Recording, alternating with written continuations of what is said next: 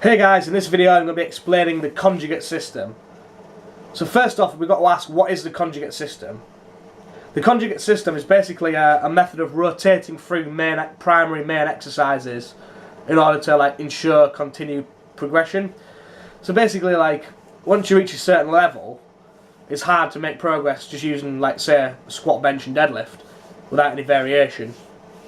The way to be able to get around this is basically you can vary rep ranges, you can vary rest periods, loading protocols, all stuff like that. But basically, changing exercise variety, changing the actual exercise you do is a type of variety in that sense. So it's the same as doing waves of different reps. It's just a means of varying stuff. Basically, the conjugate system involves using close variations of the main lift to target your own personal weak points. Everyone's conjugate system doesn't look the same. The maximum exercises can change. I know the guys at Westside, which is the place you think of when you talk conjugate training, everyone uses the same main lift. But it doesn't have to be like that. You can actually tailor main lifts to focus on your own specific weak points.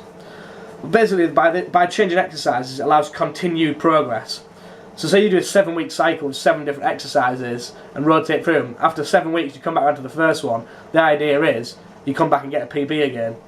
A lot of people criticise it for raw lifting and use a small number of exercises, only 3 or 4. But to get the true benefit, you need to include a larger exercise pool. And basically, if you can, when them 7 exercises doesn't do it anymore, you can add more exercises in to increase the time period. So it might be a 7 exercise cycle or a 10 exercise cycle. And I think some people even go up to a year-long cycle where you don't repeat the same exercise for up to a year after. But basically what that ensures is every time you come back to the exercise you get a PB. And that is the essential of this program. Basically you try to beat your previous PB every time. And basically because of this it also builds an auto-regulation. If you're feeling crappy for that day, your max for that day might not actually beat your previous max. It's just what the heaviest thing you can work up to that day. And the aim is to try and hit more than 3 singles over 90%. A lot of you guys might think this is not enough volume, but when you're handling heavyish weights, it is a sufficient amount of total volume. And also you've got to remember with the conjugate system, it's not just about the max effort lifts. The assistance exercises, what you do after, is also very important. Another thing the conjugate system is really useful for is strongman training. Strongman, strongman is basically the ultimate conjugate sport. You never know what events are going to come up. There's lots of different variations of the same thing. It might not always be a deadlift from the floor with a regular barbell like in powerlifting. It could be an axle bar deadlift, an 18-inch deadlift, a 16-inch deadlift, that kind of thing. It could be a car deadlift even. There's lots of different deadlift variations which you come into strongman. So for strongman training, it's very important to rotate through these.